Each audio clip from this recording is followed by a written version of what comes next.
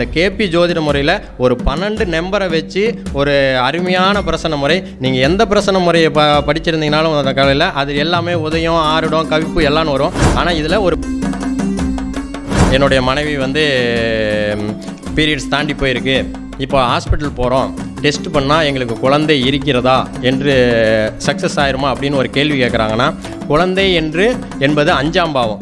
கேள்வி கேட்கக்கூடிய நேரம் 5:04 வந்துவிட்டால்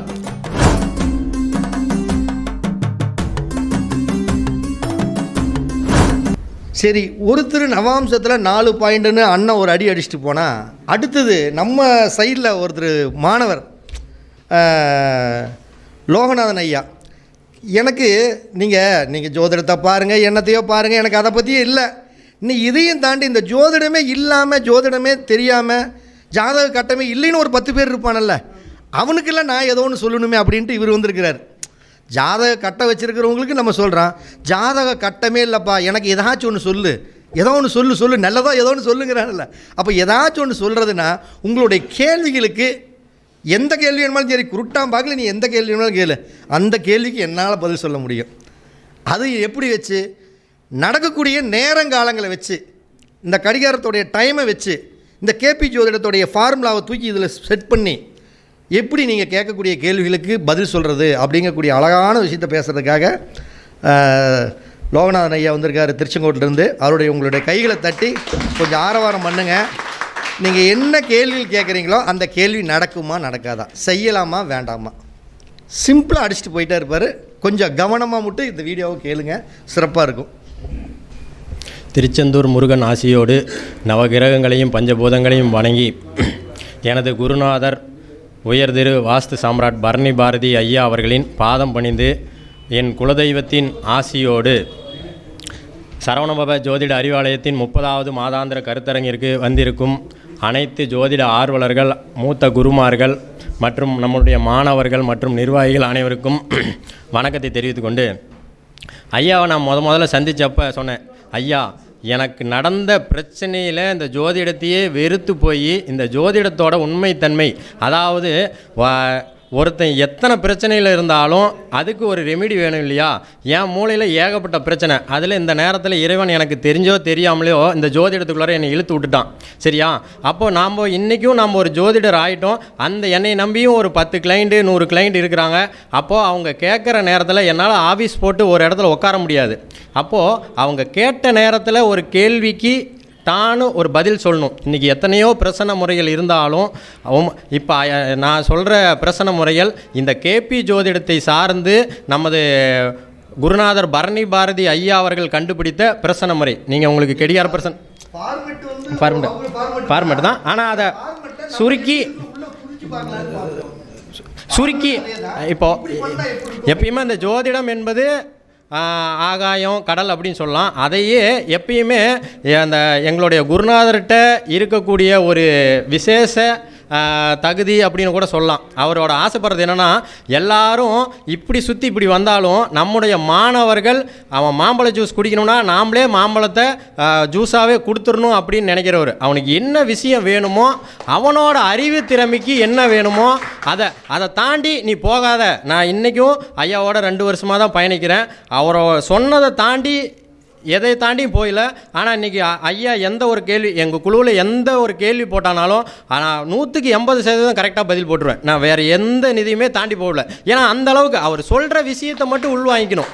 ஏன்னா ஒரு வீடியோவை பார்த்தோம்னா 1.5 மணி நேரம் பேசுகிறாங்க. அது இன்றைய இளைய சமுதாயத்துக்கு இன்றைக்கெல்லாம் ஓடிட்டே இருக்கிறோம். எல்லா இடத்துலையும் ஹைடெக்னு வந்துருச்சு. அந்த விஷயத்தில் இந்த ஜோதிடத்தையும் ஹைடெக் விஷயத்துக்கு கொஞ்சம் கொண்டு வரணும்னா இருக்கிறத சுருக்கி நமக்கு என்ன வேணுமோ அதை கொடுத்துடணும் அப்படின்ற ஒரு கான்செப்ட். இப்போது எப்பயுமே எனக்கு பாரம்பரிய ஜோதிடங்கிறது எல்லா ஜோதிடமே சிறப்பானது தான். ஆனால் நான் ஃபாலோ பண்ணுறது கேபி ஜோதிட மாதிரி தான். ஐயாட்ட காலையில் வந்தோடனே சொன்னேன், ஐயா இன்றைக்கி நான் இங்கே வந்துட்டேன், இப்போ என்னோடய கிளைண்ட்டு ஒருத்தர் கொடைக்கானல் போகிறதா சொல்கிறாரு. அப்போது என்னங்க ஐயா பண்ணிட்டோம், நான் போகிற பயணத்தில் தடை இருக்காதா அப்படின்னு ஒரு விஷயம் கேட்குறாரு. மணி பாருங்கள் அப்படின்னு கேட்டார். 11:08 கரெக்டாக பாருங்கள். கொடைக்கானல் எதுக்கு போவோம்? ஒரு உல்லாசத்துக்கு போவோம், ஒரு ஜாலிக்காக போகிறோம். 11ஆம் இடம்ங்கிறது ஒரு உல்லாசம் சம்மந்தமான விஷயம். 8ன்னு ஒரு விஷயம் வந்துருச்சு. அப்பா ஐயா அவங்க போயிட்டு வரதில் ஒரு பிரச்சனை வருங்க ஐயா அப்படின்னும். அதே மாதிரியே நான் அவர்கிட்ட சொல்கிறேன், அண்ணா நான் போன ரூட்டில் போகிற பக்கமெல்லாம் ரோடு பிளாக் ஆகிட்டே இருக்குது நீங்கள் சொன்ன விஷயம். அப்போ ஒரு தெளிவாக நமக்கு இறைவன் ஒரு விஷயத்தை கொடுக்கணும்னு நினச்சிட்டா இந்த ஜோதிடத்துறைகளை இழுத்து விட்டுட்டாரு. அப்போது அந்த காலத்துலேயே நம்ம முன்னோர்கள் சொல்லியிருக்காங்க, இறைவன் தூண் எங்கடா இருக்கிறான், இங்கேயும் இருப்பான் இங்கேயும் இருப்பான். அந்த மாதிரி நம்ம வாட்சிலையும் இருப்பார், நம்ம செல்ஃபோன்லேயும் இருப்பார். இன்றைக்கி நம்ம செல்ஃபோன் இல்லாத நம்ம கூட யார் இருக்கிறாங்களே, நம்ம செல்ஃபோன் இருக்குது. இந்த ஒரு விஷயத்தை நம்மளுடைய கிளைண்ட் ஒரு கேள்வி கேட்டார், நடக்குதா நடக்கலையா, நம்ம இருங்க நான் இன்றைக்கி ஒரு மீட்டிங் வந்துட்டு நான் வீட்டில் போய் பஞ்சாங்கத்தை பார்த்துட்டு உங்கள் ஜாதகத்தை பார்த்துட்டு சொல்கிறேன்னு சொன்னால் அவரும் அதுக்காக வெயிட் பண்ணிட்டு இருக்க முடியாது.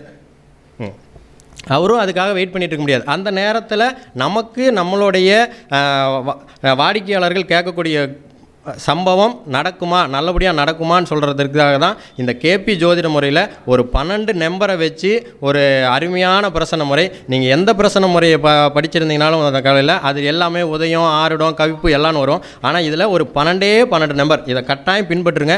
இப்போ எல்லா ஜோதிட முறையும் கட்டிக்கிட்டு நான் பலன் எடுக்க முடியல, என்னுடைய வாடிக்கையாளர்கிட்ட நான் ஒரு நன்மதிப்பை பெற முடியல, நானும் ஒரு ஜோதிடர்னு என்னை வெளியில் காட்டிக்க முடியலன்னு நினைக்கிறீங்க எல்லாருமே இந்த பிரசன முறையை பின்பற்றுங்க. கட்டாயம் நீங்கள் ஜெயிப்பீங்க. 99.9% தோல்வியே வராது, கரெக்டாக இருக்கும். அதில் மாற்றமே இல்லை. ஆணித்தரமாக சொல்கிறேன், நான் மாற்றமே இல்லை. இதை நான் சொல்லி முடிச்சதுக்கப்புறம் நீங்கள் வேணால் யாராவது உங்களுக்கு ஃபோன் பண்ணாங்கன்னா நோட் பண்ணி பாருங்கள். அந்த நான் சொல்லக்கூடிய விஷயத்தில் நிமிஷத்தை மட்டும் எடுத்து பாருங்கள், கரெக்டாக இதில் மெயின் மேட்ரு நமக்கு அந்த பாவகாரகங்களும் அந்த கிரகத்தோட காரகங்களும் கட்டாயம் தெரிஞ்சிருக்கணும். அது ஜோதிடத்தில் வந்தாவே அது கட்டாயம் தெரிஞ்சிருக்கணும். அப்போது இப்போ 11 மணி 5 நிமிஷம்னாவே கட்டாயம் அந்த 5ஆம் இடத்தை சார்ந்து தான் அவன் கேள்வி கேட்பான். அந்த மாதிரி இப்போது இந்த கேபி ஜோதிட முறையே 12 நம்பருக்குள்ளார உண்டான விஷயந்தான். அப்போது நான் அந்த 3 கேட்டகரியாக அந்த நம்பரெல்லாம் சொல்கிறேன், நோட் பண்ணிக்கோங்க. 1, 3, 7, 11. இந்த 1, 3, 7, 11 அப்படின்னு எடுத்திங்கன்னா, 1 அப்படின்ற நம்பர் எடுத்திங்கன்னா ஜாதகர் தன்னை பற்றி தான் கேள்வி கேட்பார். இந்த லக்கண பாவம் அப்படின்னு எடுத்துக்கலாம். நீங்கள் எப்படி வேணாலும் உங்களுக்கு திங்க் பண்ண முடியுமோ அப்படி திங்க் பண்ணிக்கோங்க. 3ஆம் இடம்னா என்ன, ஒரு பயணத்தை பற்றியோ, ஒரு முயற்சியை பற்றியோ, ஒரு விற்பனையை பற்றியோ, ஒரு ஒப்பந்தம் போடுறத பற்றியோ கேள்வி கேட்பாங்க. 4 அப்படின்னா ஒரு நிலம் வாங்குறத பற்றியோ, வண்டி வாங்குறத பற்றியோ, ஒரு வருமானத்தை பற்றியோ ஒரு கேள்வி கேட்பாங்க. 11 அப்படின்னா நான் இதை ஆசைப்படுறேன், நடக்குமா நடக்காதா அப்படின்னு ஒரு கேள்வி. இது எல்லாமே என்ன நடக்கும்னா, ஆசை பாதி பொருளாதாரம் பாதி, 50-50 அப்படின்னு எடுத்துக்கணும். மீதி 2, 4, 6, 10 இது முழுக்க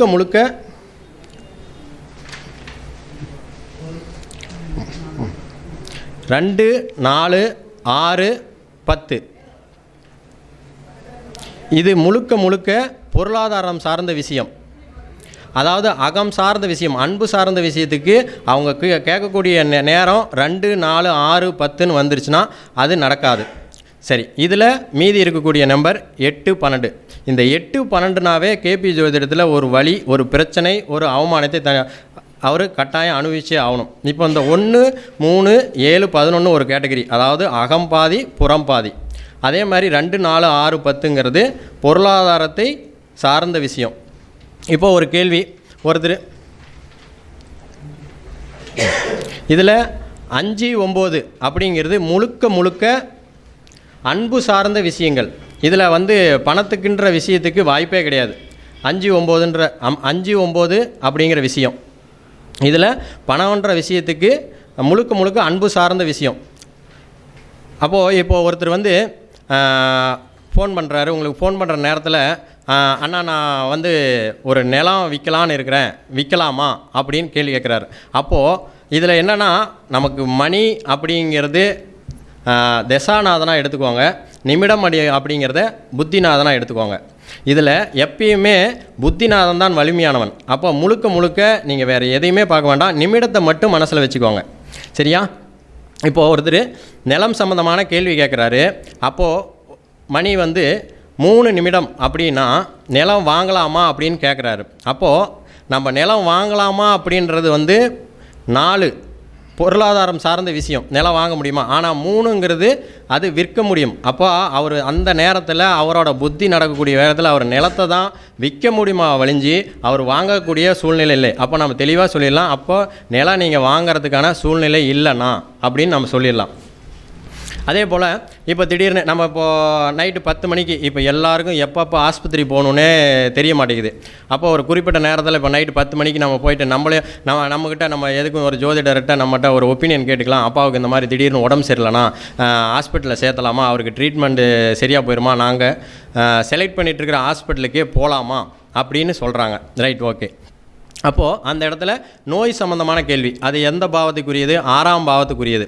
அப்போது அவங்க கேள்வி கேட்கக்கூடிய நேரத்தில் நிமிடம் நாம் பார்க்கக்கூடிய நிமிடம் வந்து 5ன்னு வந்துருச்சுன்னா 6ஆம் பாவத்தை தோற்கக்கூடிய சக்தி 5ஆம் பாவம் அதனுடைய 12ஆம் பாவத்துக்கு உண்டு. அப்போ தாராளமாக நீங்கள் அந்த ஆஸ்பத்திரியில் கொண்டு போய் சேருங்கன்னா உங்களுக்கு அந்த நோய் தீர்ந்து விடும் அப்படின்றத நம்ம ஆணித்தரமாக சொல்லிடலாம். நான் சொல்கிற விஷயம் புரியுதுங்களா? ஒரு பாவத்தை தோற்கக்கூடிய பாவம் அதனுடைய 12ஆம் பாவம். அப்போது நோயை பற்றி 6ங்கிறது 6ஆம் பாவம், நோய் சம்மந்தமாக கேட்குறாங்க. அவங்க இந்த ஹாஸ்பிட்டலுக்கு கூப்பிட்டு போனால் அப்பாவுக்கு சரியாயிருமா அப்படின்னு கேட்குறாங்க. அப்போது நம்ம பார்க்கக்கூடிய நேரத்தில் 5 அப்படின்ற நிமிடம் வந்துருச்சுன்னா, இப்போது 6 மணி 5 நிமிடம் அப்படின்னு கிடச்சுன்னா அப்போது அந்த 6ஆம் பாவம் நோய் சம்மந்தம் அந்த ஆஸ்பத்திரிக்கு கூப்பிட்டு போனாங்கன்னா தோற்றுரும் அப்படின்னு நம்ம ஈஸியாக சொல்லிடலாம். அது கட்டாயம் நடக்கும். அதே மாதிரி இப்போது காலையில் ஒருத்தர் நம்ம எந்திரிக்கிறதுக்கு முன்னாடியே ஃபோன் பண்ணுறாரு, ஆனால் இன்றைக்கி பொண்ணோடு பார்க்க வந்திருக்கிறாங்கன்னா அந்த பொண்ணு செட் ஆயிருமா இல்லை மாப்பிள்ளை செட் ஆயிருமா அப்படின்னா அது எப்படி? அந்த 7 அப்படின்ற வாழ்க்கை துணைக்கு உண்டான பாகம். அப்போ அது ஒற்றைப்பட பாவம் இல்லையா? அப்போது அந்த இடம் 7ன்றத ஒன்றை குறிக்காட்டுச்சுன்னா நம்ம பார்க்கக்கூடிய நேரம் 7 அப்படின்ற ஒரு இதுனா கட்டாயம் இந்த சம்மந்தம் உங்களுக்கு செட் ஆயிரும், கட்டாயம் நீங்கள் அதை பார்க்கலாம் அப்படின்ற ஒரு விஷயம். இதே நம்ம இப்போது அந்த ஹாஸ்பிட்டலுக்கு கூட்டிகிட்டு போகிறேன் அப்படின்னு ஒருத்தர் சொல்கிறாரு, அந்த நேரத்தில் அதுவே 6 மணி 8 நிமிடம் அப்படின்னு வந்துருச்சுன்னா, 8 அப்படின்ற ஒரு விஷயம் உள்ளே வந்துருச்சுன்னா நம்ம ஏற்கனவே சொல்லியிருக்கிறோம், 8 வந்து ஒரு வலி வேதனையை கொடுக்கும். அதே மாதிரி ஒரு பாவத்திலிருந்து எண்ணி வரக்கூடிய பாவம் அந்த விஷயத்தை பல மடங்கு உயர்த்தி விடும். அப்போ அவங்க எதுக்காக கேட்குறாங்க? நோயை பற்றி கேட்குறாங்க. அப்போ அது 8. அப்போ இந்த நேரத்தில் அவங்க ஆஸ்பத்திரி கூட்டிகிட்டு போனால் அந்த நோய் சரியாகுமா? கட்டாயம் அவர் அதை விட ஒரு பிரச்சனையும் இருக்குது. ஆனால் இப்போ கூட்டிகிட்டு போய் அது சரியாகுமா என்னன்னு தெரியலையே, நீங்கள் இங்கே ஃபஸ்ட் எய்டு பண்ணிவிட்டு அடுத்த கட்ட நடவடிக்கைக்கு என்னவோ பார்த்தா பரவாயில்லைங்க அப்படின்னு தான் நம்ம சொல்லணும். ஏன்னா 6ஆம் பாவத்திற்கு 8ஆம் பாவம் 3ஆம் பாவம், ஒரு பாவத்திலிருந்து எண்ணி வரக்கூடிய 3ஆம் பாவம் என்பது அந்த பாவம் சார்ந்த விஷயங்களை பல மடங்கு உயர்த்தி வரும். அப்போ அவங்க நோயை பற்றி கேட்குறாங்க. அப்போ போயிட்டு நம்ம 6 மணி 8 நிமிஷமாக இருந்துட்டு நான் கொண்டு போய் அந்த ஆஸ்பத்திரின்னு சேர்த்துட்டு அந்த இடத்துல தோற்று போயிடும். ஆனால் இங்கே நீங்கள் செலக்ட் பண்ண இடம் தற்சமயம் சரியில்லை, வேணால் இங்கே ஃபஸ்ட் எய்டு பண்ணிவிட்டு இதற்குண்டான அடுத்த இடத்தை செலக்ட் பண்ணுங்கள். ஏன்னா நம்ம உடனே சொல்லிடக்கூடாது, அவ்வளோதான் இவர் முடிஞ்சு போயிடுவார் அப்படின்லாம் சொல்லக்கூடாது. இந்த இடம் சரியில்லை, அடுத்த கட்ட இதை விட உயர்ந்த இடத்துக்கு போங்க அப்படின்னு சொல்லிடணும். இதுவே ஒருத்தர் குழந்தையை பற்றி கேட்குறாரு. இப்போது எனக்கு இந்த நடக்கக்கூடிய ஆனால் இப்போ வந்து என்னுடைய மனைவி வந்து பீரியட்ஸ் தாண்டி போயிருக்கு, இப்போ ஹாஸ்பிட்டல் போகிறோம், டெஸ்ட் பண்ணால் எங்களுக்கு குழந்தை இருக்கிறதா என்று சக்ஸஸ் ஆயிருமா அப்படின்னு ஒரு கேள்வி கேட்குறாங்கன்னா, குழந்தை என்பது 5ஆம் பாவம். இப்போது ஒரு பேச்சுக்கு அவர் கேள்வி கேட்கக்கூடிய நேரம் 5 மணி 4 நிமிடமாக வந்துவிட்டால் முன்ன சொன்ன மாதிரியே தான் 5ஆம் பாவத்தை தோற்கக்கூடிய சக்தி 4ஆம் பாவத்திற்கு இருக்குது. அப்போது அந்த 5 மணி 4 நிமிஷத்துக்கு விட்டால் நம்ம சொல்லிடலாம், ஆனால் இந்த குழந்தை கன்ஃபார்மாக ஆகாதுன்னா அதனால் நீங்கள் தப்பாக நினச்சிக்கலாம். இது ஏன்னா நம்ம இப்படி தான் நம்ம ஒரு வளரக்கூடிய ஜோதிடர்கள் அவருக்கு கேட்கக்கூடிய கேள்வியை வைத்து இறைவன் நமக்கு சொல்லிடுறது வச்சு அவங்க ஜாதகத்தை பார்த்து சொல்கிறோமோ இல்லையா, இந்த முறையை பயன்படுத்திங்கன்னா கட்டாயம் இது 100% சக்ஸஸாக வரும். அதில் எந்த மாற்றமுமே இல்லை. ஐயா சொல்லுங்க ஐயா. 5:22 அப்படிங்கிறது ஐயா 4ங்க ஐயா, 4 2 2 4 தான் எடுத்துக்கணும்.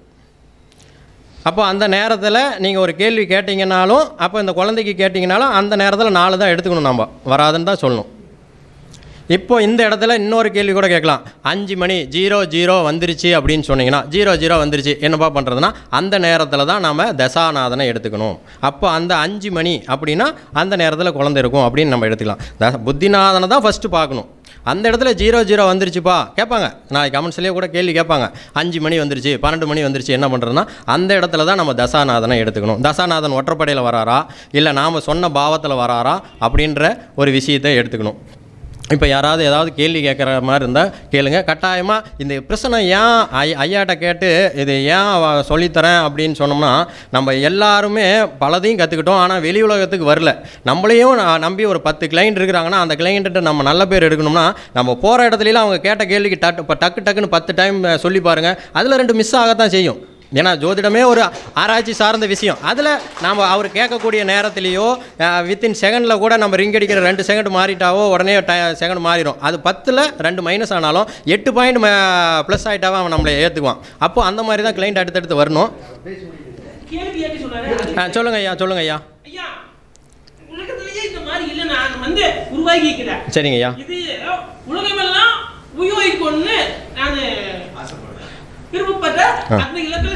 இவரோட ஆசைகள் நிறைவேறுமா? பாயிண்ட் இவ்வளவுதான். இவருடைய ஆசை, இவருடைய இலக்கு நிறைவேறுமா? அவ்வளவுதான். இவரோட குறிக்கோள் நிறைவேறுமா? அதுக்கு பதில் சொல்லுங்க அவருக்கு. ஐயா இப்போ வந்து 4 மணி 13 நிமிஷங்க ஐயா. 13னாவே இல்லை, 13னாவே 4. அப்போ உங்கள் ஆசைகள் நிறைவேறாதுங்க ஐயா. இரட்டைப்படை பாவம் ஆயிடுச்சு. சரிங்க ஐயா. தரிசன் பொக்குன்னு போகக்கூடாது ஐயா. இதில் இன்னொன்று பார்த்துக்கணும். 4ன்னு நம்ம எடுத்துக்கிட்டோம். ஆசை கனவு லட்சியங்கிறது 11வது பாவம். 11க்கு இந்த 4 எடுத்து பார்த்தீங்கன்னா 6ஆம் பாவம். அப்போது அந்த 6ஆம் பாவங்கிறது வந்துடும். அதனால் அது இதாயிரும். இதுதான் பிரச்சனை. நீங்கள் சொன்னாலும் இதுதான், சொல்லினாலும் அதுதான். நீங்கள் இன்னொரு காலத்தில் இதுக்கு முயற்சி எடுத்து நீங்கள் தோக்கக்கூடாதுங்கிறது என்னோட ஆசை. இவ்வளோ பழுத்த பழமாக இருக்கிறீங்க, தோக்கக்கூடாதுன்னு ஆசை. ஆனால் இறைவன் நமக்கு சொல்லிட்டார். இது சரி இருக்கும், அதில் மாற்றமே இல்லை. அப்படியே நீங்கள் ஜெயிச்சாலும் இதுக்கு ரொம்ப கஷ்டப்பட வேண்டியது இருக்கும். இதுதான் ஒரு விஷயம். இன்ஸ்டண்ட்டாக ஒரு விஷயம் நடக்கணும்னா சொல்லுங்க ஐயா.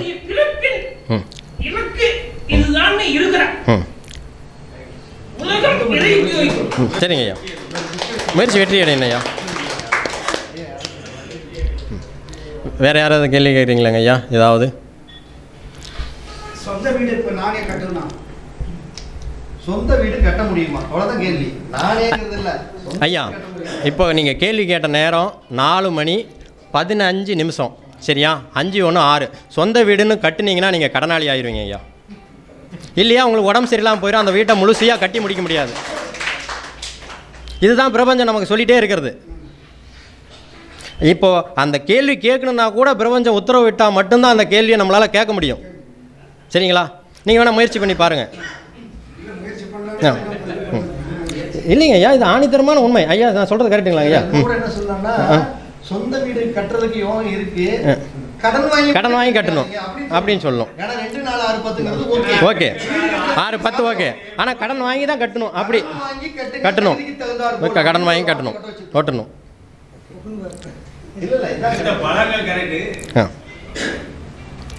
சரிங்க ஐயா. சொல்லுங்க ஐயா. மனைவி வந்து ஆசிரியர் வேலைக்கு அப்ளை பண்ணலாமா?